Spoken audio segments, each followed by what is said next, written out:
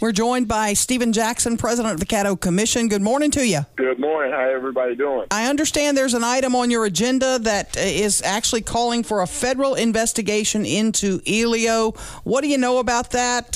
Is that accurate? Do you support it? There is no item on our agenda today that's asking for that. I'm not sure where that came about.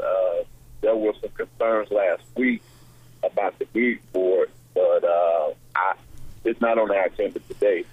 That's not to say it may not come up at a later time, but it's definitely not on the agenda. Would you support a federal investigation? And Matthew Lynn, Commissioner Matthew Lynn, has called for an investigation. Have you spoken to him about that? Yes, we have, and I think Matthew, Commissioner Lynn, is very well intended in what he wants to do, but I think we still have some things here at the local level and at the state level that we need to try to utilize before we just jump up and put on the agenda to endorse a federal investigation, because you have to, one, determine who will investigate it. Is it going to be FBI? Is it going to be the U.S. Attorney? Will it be the Inspector General? So it's kind of a vague statement to say a federal investigation and to investigate what specifically, because there's so many moving parts, assuming we're talking about the GM, Elio, Racer, RG deal. There's so many moving parts. What would they be investigating? Mr. Stephen, you just said a lot of things you can still do. What are those things, and does it involve getting some investors' monies back? Well, I know at the state level, and former Mayor Cedric Glover and our state representative Cedric Glover is working at the legislature to try to issue subpoenas to individuals who have been involved with this deal since day one.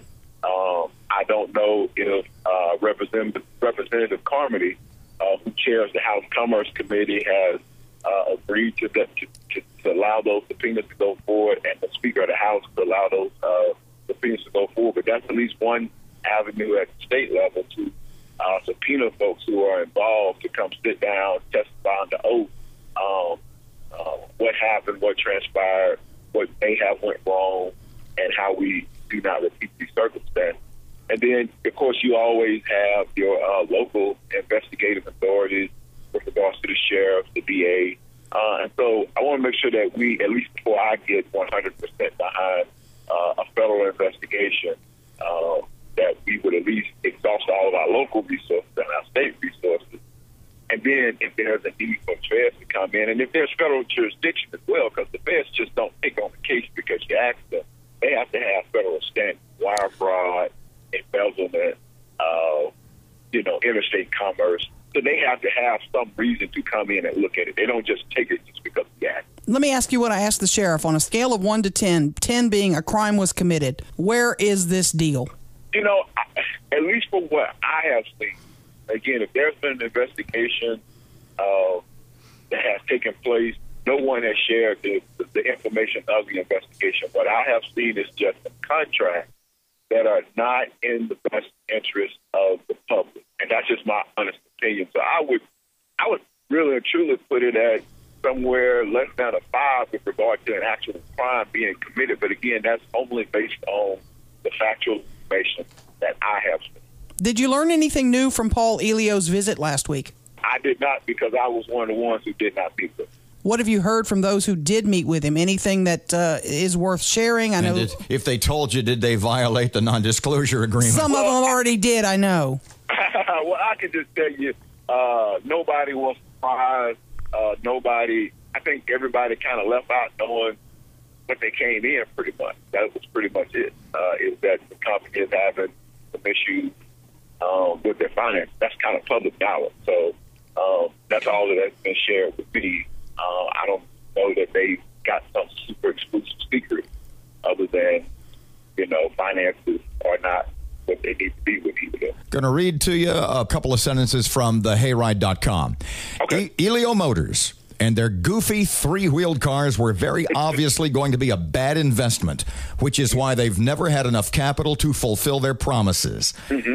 In retrospect, and you weren't on the commission at the time, in your mind, is this something that previous commission members should have seen coming? Well, again, Robert, what we have to do is put everything in perspective, and that's what I think the commission, the IDB, we all have to do a better job at getting the message out. And we have to use our local media resources such as KEEL, which is doing now. The commission never invested in Elio. That commission only voted to preserve the plant. $7.5 million went to preserve the plant. Bruce Rasher and Stuart Lichter brought Paul Elio in as a subleasee to the plant.